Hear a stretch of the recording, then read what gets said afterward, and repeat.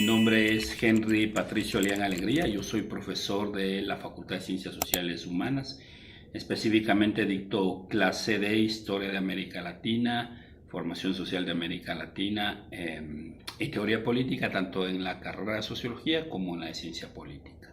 De manera personal yo abordo dos campos de investigación. El uno son los procesos urbanos, específicamente en la ciudad de Guayaquil. He publicado varias cosas sobre las transformaciones urbanas en la ciudad portuaria de Guayaquil, específicamente temas que van desde las invasiones en barrios populares, la toma de tierras, el proceso de regeneración y en el ámbito de la política, ¿no es cierto?, el análisis político. Al interior del instituto hago parte de un grupo de investigación compuesto por 4 docentes, ¿no es cierto?, la profesora Soledad Stossel, el profesor Miguel Ruiz, la profesora Cristina Bastidas y yo.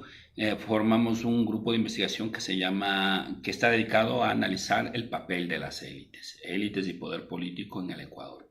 El sentido de estudiar las élites y por qué lo hacemos, ¿no? Tradicionalmente en las ciencias humanas, los investigadores le ponen mucho énfasis a los pobres. Sabemos mucho sobre los pobres, ¿no? Quiénes son, dónde están, qué carencias tienen, cómo piensan.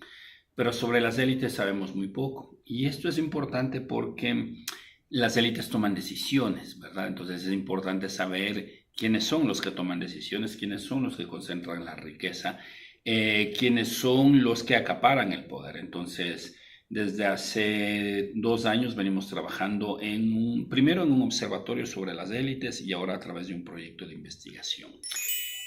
¿Cuál es la finalidad? ¿Qué es lo que queremos mostrar o por qué nos interesan las élites? ¿No es cierto? Porque creemos que actualmente en el Ecuador ha regresado a ocupar el poder, digamos, grupos tradicionales que no solo tienen poder económico, sino poder político. Y son esas personas las que están tomando decisiones de política pública. Entonces es un poco la idea, ¿no es cierto? Analizar, digamos, el papel de las élites, analizar lo que en el lenguaje académico se conoce como conflicto de intereses, puertas giratorias. Publicamos ya hace algún tiempo, el año pasado, en diciembre, un primer paneo sobre quiénes eran los ministros de Lenín Moreno, ¿no es cierto? Que es una pregunta bastante sencilla, no es una investigación sofisticada, pero viene a llenar un vacío importante en la investigación. ¿Quiénes son los ministros? ¿Son hombres, son mujeres, son de la costa, son de la sierra, están vinculados al sector empresarial? ¿Dónde estudiaron? ¿Estudiaron en universidades públicas, privadas? ¿Tienen vínculos familiares? ¿Tienen negocios? ¿A qué políticas e intereses se responden? Ahora estamos investigando sobre el gabinete de el señor Guillermo Lazo y de Daniel Noboa. Y es probable que en estos meses saquemos unas 2 publicaciones sobre este tema. A ver, yo ya venía fijándome desde que era estudiante.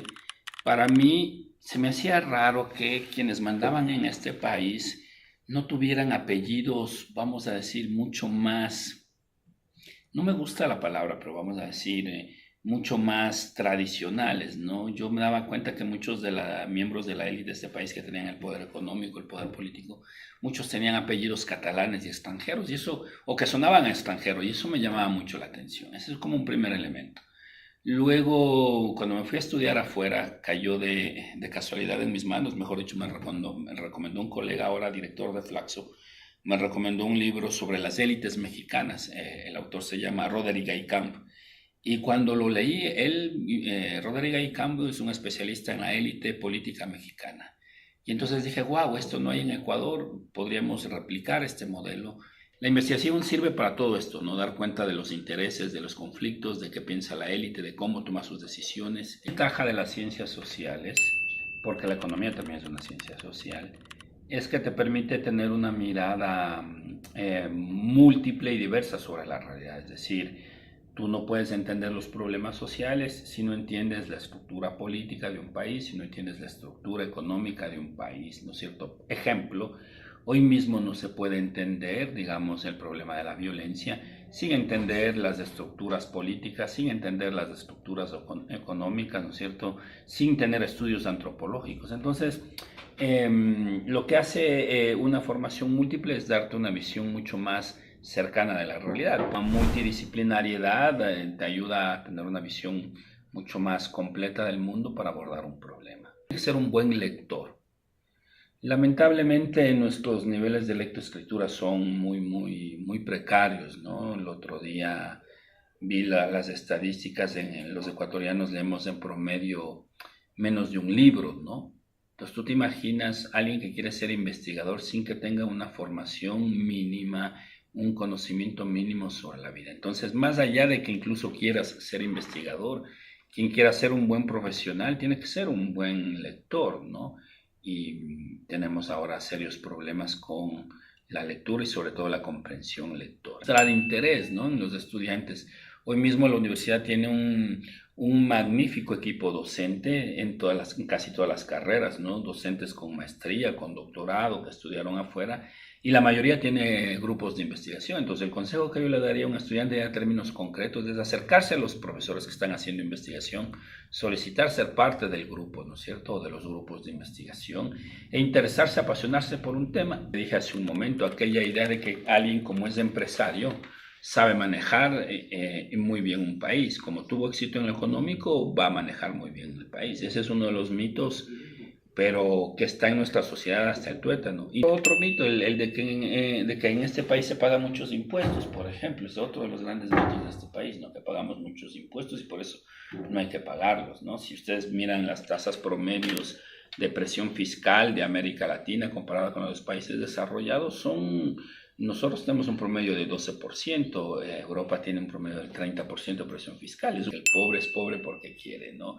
Que es un mito más de las redes, pero que se ha hecho general, ¿no? Se ha difundido en la sociedad. Como si a alguien le gustaría ser pobre, ¿no?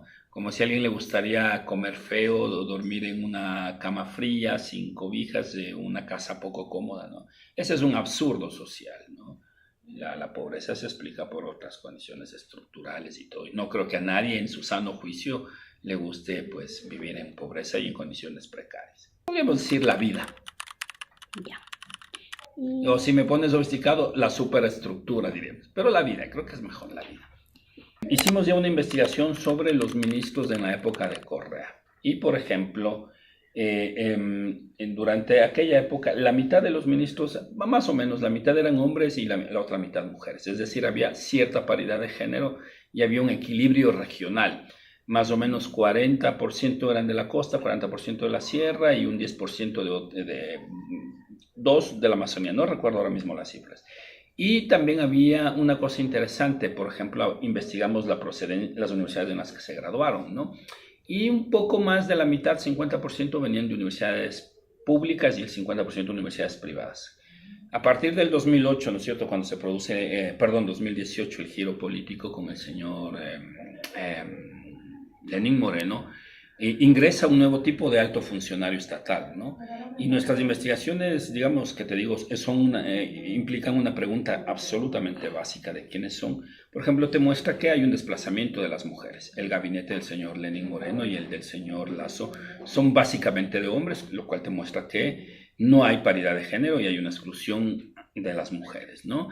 En términos de edad, el gabinete de Lasso y Moreno son gabinetes de personas adultas, con lo cual ya tienes un desplazamiento de personas jóvenes. Pero este dato que les voy a decir nos puede interesar.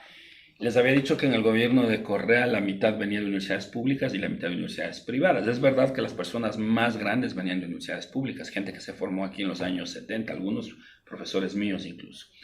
Pero en el gabinete del señor Moreno, en el segundo gabinete, más o menos el 70% de los ministros se graduaron en universidades privadas. ¿Por qué este dato es importante? Porque nos está diciendo que la élite no se forma en la universidad pública. Cuando la matrícula, por ejemplo, tienes que para el año 2018, la matrícula universitaria era más o menos, no tengo la cifra exacta, no la recuerdo, pero más o menos 60% estudiantes en la universidad pública y 40% en la privada. Sin embargo,